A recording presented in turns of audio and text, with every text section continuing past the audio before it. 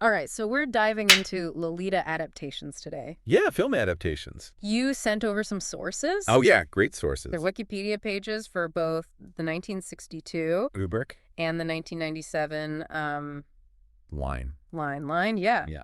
It's pretty wild that two directors would tackle Oh, such it's a controversial one for sure. controversial story decades apart, really. And you see how they reflect their times too. It's interesting. Like Yeah. Nabokov's novel is like a mirror to the times. Yeah. Not just the story itself, but like Right. the time it was made and The context, yeah. so the 62 version, right? Had to deal with the Haze Code, Oh, right. all that censorship The stuff. guidelines for on Showtime first, Really? before theaters. Wow, that's a huge contrast to Kubrick's, Oh, for sure. which got all those The Academy Award nominations? for Best Adapted Screenplay, even, Yeah. That's crazy how much changed. between the 60s and the 90s. Yeah, like culturally. Culturally, yeah, it's not even just censorship. Totally. Our whole understanding of abuse has changed. Right. And those power dynamics in a story like Lolita. Yeah, like back then, people were fine with, The veiled innuendos. yeah, they could laugh at it. Yeah, and then later on they're like, Direct confrontation.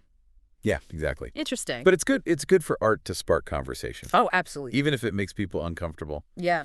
You know, both films got pretty mixed reviews. Oh, yeah. Approaches. Like the 97 one. Yeah. It goes into his backstory. Right. The whole childhood love for Annabelle. Fits. Right. I think that backstory is crucial. Yeah. Not to excuse what he did, to understand his worldview. Yeah, it's like psychological depth. Right. It forces us to think about, Yeah. the fact that pedophilia often comes from trauma, Trauma, right? arrested development. Yeah, and it makes his manipulation of Lolita even more insidious. Because he's using her vulnerabilities Yeah. to control her. And speaking of Lolita, Yes. How they portray her is so interesting. so interesting. Like the most sensitive part of it, Humbert's fantasy, Yeah. but as a child trapped. Right.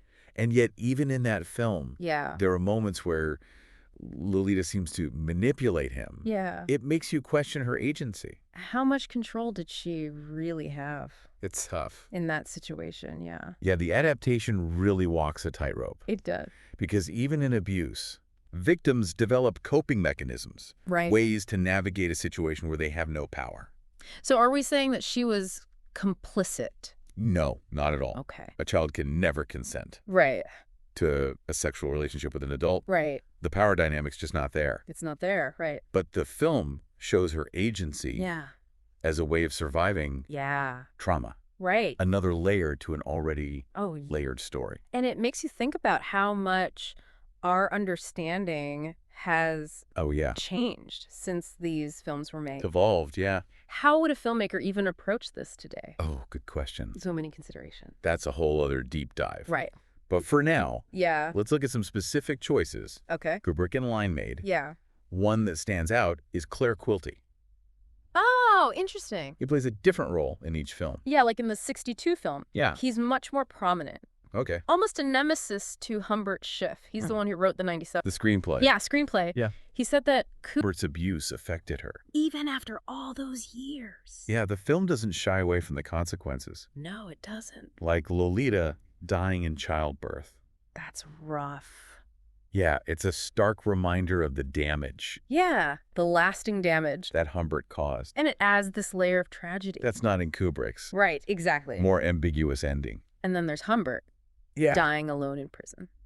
Consumed by guilt, it seems like. Remorse. And? I know, right? Or was he still Delusional. romanticizing it all? It's the question that haunts both. The novel and the films. Yeah.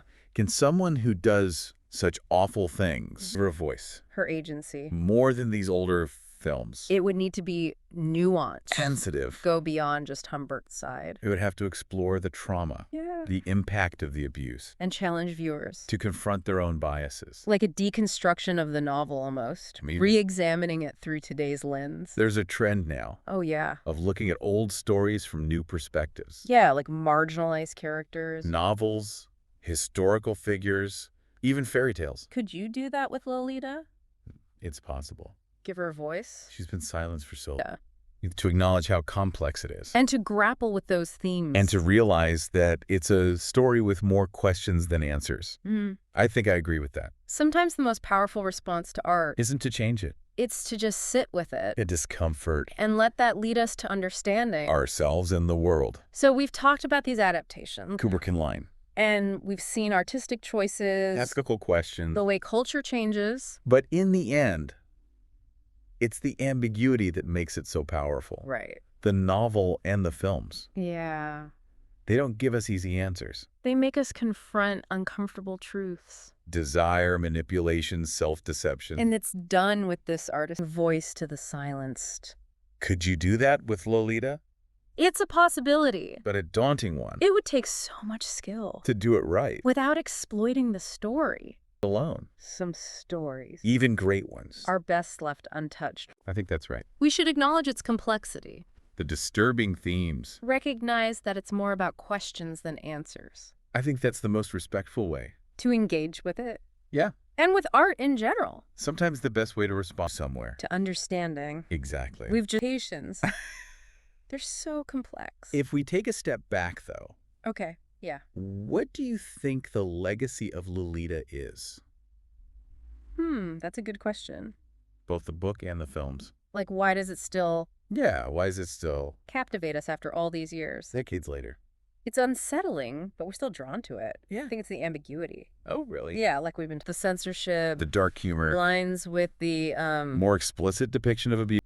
They Yeah. both try to translate Nabokov's voice. Yeah, The unreliable narrator, the language. it's hard to do. It's so hard. So that brings us back to the question. Could it be done today? Yeah, a modern adaptation. Could a filmmaker even approach that? I don't know. It's so tied to Humbert's point of view. His justification. Those manipulations. If you wanted to really focus on Lolita, Yeah, give her a voice. you'd have to change the whole story. It'd be a radical departure. Maybe deconstruct it. Reimagine it completely. Use different genres. Even. Yeah, like a thriller. Or horror, even. To really show her trauma Like all those retellings we see. from new perspectives. Giving voice to the silenced. Could it work for Lolita?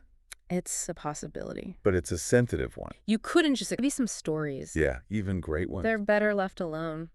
Yeah, maybe that's the most respectful thing. To acknowledge the complexity The theme? and to know that it's about questions, not answers. I think you're right. So, to everyone listening, Yeah. we've explored Lolita, 2 different films. artistic choices, ethical questions, Cultural changes. but the power of the story. Is in its ambiguity. It doesn't give us easy answers. Makes us think. Confront our own biases. It sticks with you. Long after it's over. And it reminds us that art, Yeah. even when it's hard, Can be so valuable. transformative even, So keep questioning.